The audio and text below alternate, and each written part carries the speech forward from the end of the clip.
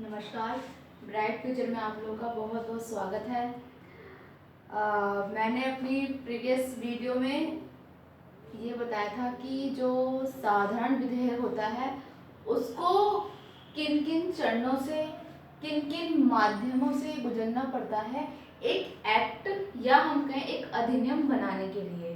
तो आज मैंने सोचा है कि आज मैं आपको ये बताऊंगी कि जो धन विधेयक है उसका निर्माण किस प्रकार किया जाता है संसद में।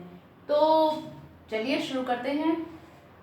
जो धन विधेयक है, अगर आप भारतीय संविधान के अनुच्छेद 110 को देखोगे तो भारतीय संविधान का जो अनुच्छेद 110 है वह ये बताता है कि एक धन विधेयक, एक मनी बिल की बात करता है कि धन विधेयक का निर्माण किया जाएगा। अब धन विधेयक अगर हम कहें कि इसकी डेफिनेशन क्या होती है, इसकी परिभाषा क्या होती है, हम कैसे कहेंगे कि ये एक मनी बिल है, ये एक धन विधेयक है। तो धन विधेयक में क्या बहुत सारी कैटेगरी हैं कि इसमें ये चीजें शामिल होती हैं। फर्स्ट है किसी को कर लगाना, हटाना, परिवर्तन एवं नियंत्रण करना। ये दूसरी चीज सरकार के द्वारा धन उधार लेना। कई बार होता है कि जो गवर्नमेंट है, जो सरकार है, उससे भी बहुत सारी योजनाएं, पॉलिसीज बनाने के लिए उसको ऋण की आवश्यकता पड़ती है, तो वो भी ऋण लेती है। तीसरी है संचित निधि या आकस्मिक निधि। संचित निधि तो वो होती है जिसमें जो है जितनी भी सरकारें होती हैं, जितने भी ऑफिसर्स होते हैं, जो फर्स्ट उसके होते हैं, क्या नाम है, जैसे कि राष्ट्रपति हो गए, प्रधानमंत्री हो गए, उपराष्ट्रपति हो गए, या फिर कैग हो गए, या फिर सर्वोच्च न्यायालय के मुख्य न्यायाधीश हो गए, तो उनका जो वेतन दिया जाता है वो संचित निधि या संचित कोष से दिया जाता है।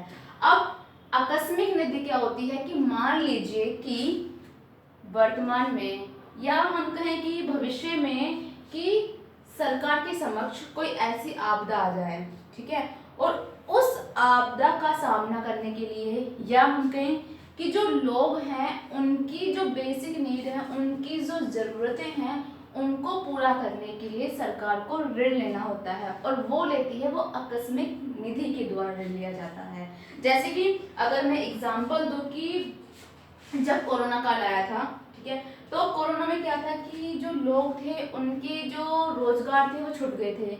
अब क्योंकि सरकार के समक्ष सबसे बड़ी चुनौती क्या है कि जो लोग हैं उनकी एटलीस्ट बेसिक नीड में वो उनको 2 वक्त या 1 वक्त की रोटी तो दिलाई सकती है, तो उसकी उस जरूरतों को पूरा करने के लिए सरकार जो ऋण लेगी, अब वो ऋण लेगी आकस्मिक निधि से कि जरूरत पड़ने पर भविष्य में कोई आपदा आ जाती है तो उस आपदा से किस तरह उभरना है, किस तरह से निपटना है, तो उसके लिए वो आकस्मिक निधि से ऋण लेती है। चौथा इसमें है कि भारत की संचित निधि या लोक लेखा से धन प्राप्त करना या उसकी रक्षा करना, अथवा संघ यानी कि केंद्र शासित प्रदेश या राज्य के लोक लेखे की संपरीक्षा लेखन करना।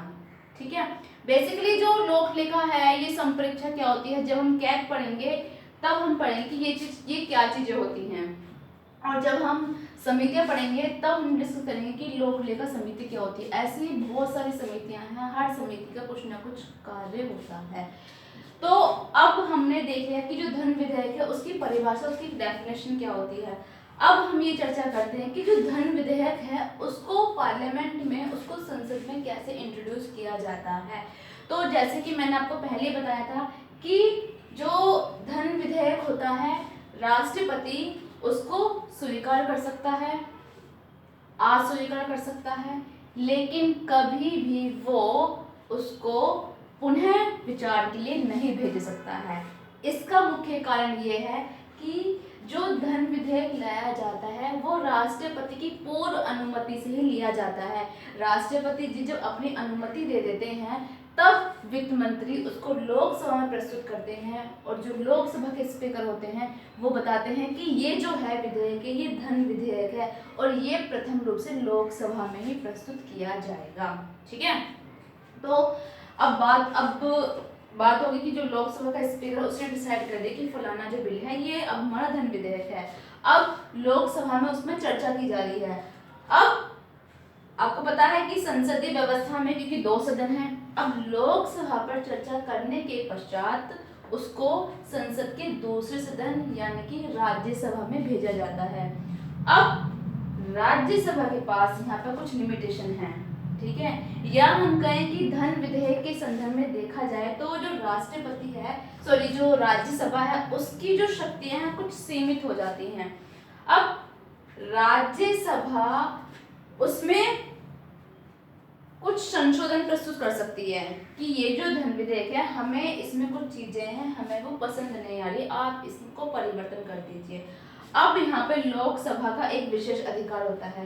लोकसभा का ये विशेष अधिकार है कि जो राज्यसभा ने उसे सिफारिश भेजी है, जरूरी नहीं है कि लोकसभा उस सिफारिश को माने ही। अगर वो राज्यसभा की सिफारिश को नहीं मानती है तब भी धन विधेयक को पारित मान लिया जाएगा।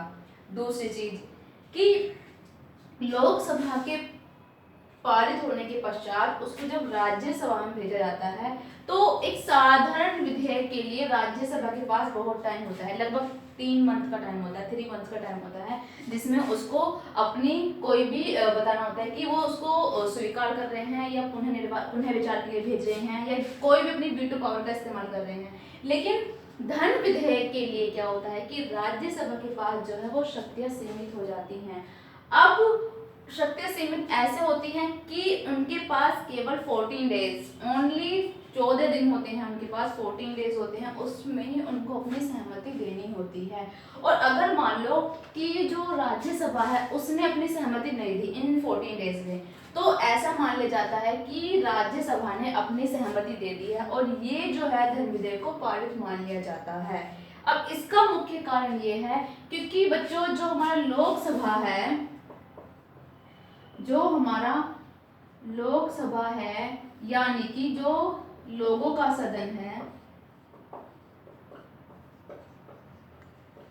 लोगों का सदन, हमारा सदन, क्योंकि हमने इसको बनाया है, हमारे प्रत्यक्ष रूप से निर्वाचित प्रतिनिधि से ही मिलकर ये बना हुआ है। जब आम लोगों के सदन ने इसको अपनी स्वीकृति दे दी है तो हमें जरूरत नहीं है कि हम राज्यसभा की स्वीकृति भी लें, ठीक है, ये बात होगी।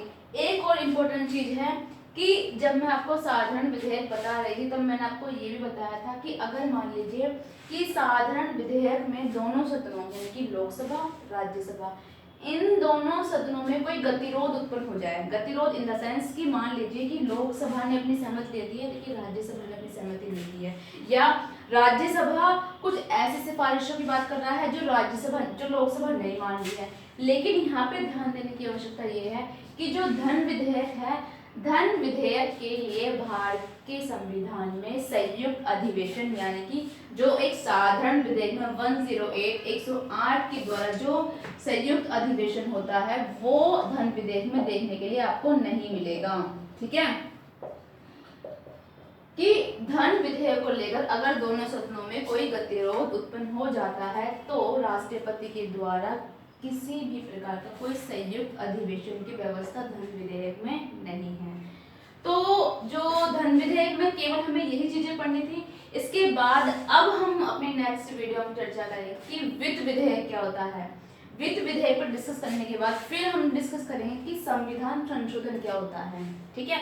उसके बाद हम फिर समितियों पर चर्चा करेंगे कि भारतीय संविधान में जो समितियां हैं वो कौन कौन सी हैं, उनका मुख्य कार्य क्या होता है। तो मैं आशा करती हूँ ये आपको पसंद आएगी, आप इसे शेयर करेंगे। Thank you.